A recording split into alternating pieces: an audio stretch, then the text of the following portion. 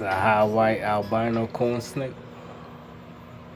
Hey, good morning, everybody, and welcome to the vlog. Ready for an amazing day? I hope the start of your day is incredible, too.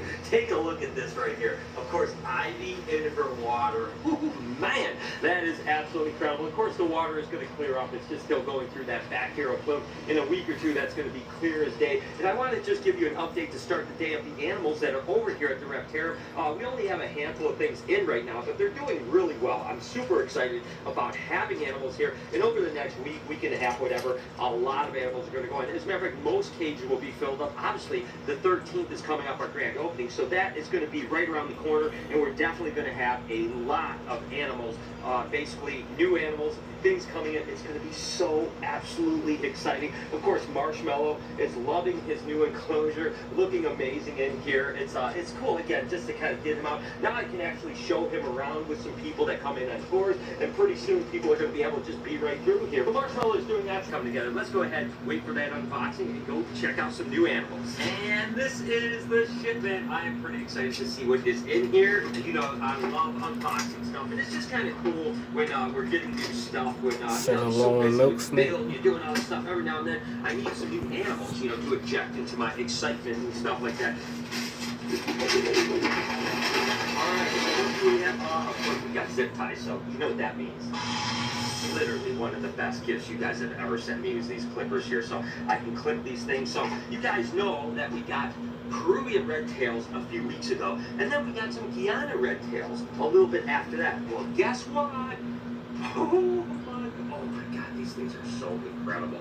Now we have Suriname red tail boas. So that's basically like the big three, to be totally honest with you. You have Suriname, Guyana, and Peruvian are typically what you see. Of course, there's Bolivians and a whole bunch of other stuff, but these are the three most common. And oh my gosh, I tell you, you know, I don't know which ones are my favorite. You know, the Guianans have this like really cool kind of purplish look to them. Their tails are absolutely incredible. Then you have the Peruvians that are kind of like the biggest one that usually have the longest, most red tails of all. But then you have the Surinames like this that are typically like really beautiful, light animals with that super red tail. I mean, I tell you, I can never pick. And you know, there's not a huge difference between any of the three, to be totally honest with you. All of them are pretty ridiculous, you know, but there is little subtleties. And just take a look at that tail right there. Oh, hey, there you go, little buddy. I got an escaper over there. Oh my gosh, you know, what you got to do when you're building a new reptarium type of thing, right? You're going to get a little bit beat up. So let's go ahead and move on to these. I tell you what, guys, this is honestly an animal that really is responsible for a lot of my unbelievable, like, albino striped California king snake. Unbelievable. Take a look at of course, look at this guy. Ow! It just bit me. Look at this. A little baby emerald tree boa. Oh my gosh.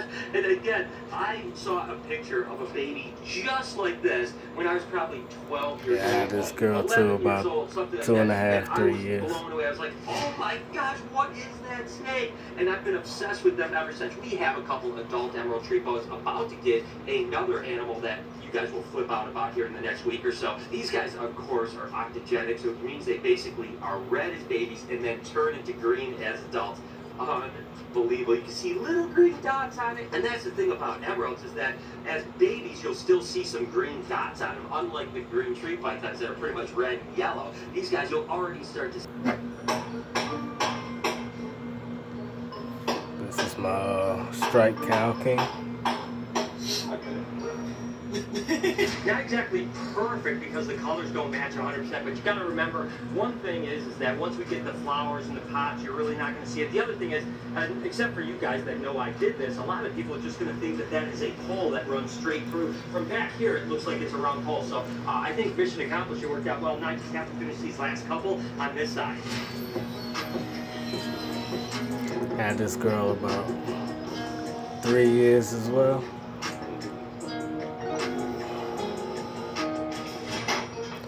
She's a little slim, going on a winter fast. She usually does that though. Okay, one more job done. Continue to punch it out. Looks alright. Again, once we seam it up and stuff like that, you're really not even going to be able to see it. Put some foliage in there and stuff like that. So, good. I'm happy with the way this one turned out. Well, we've removed all of the stairs. They're supposed to be there. All the way up there. Ah. Oh. Oh. Only one or two. Oh.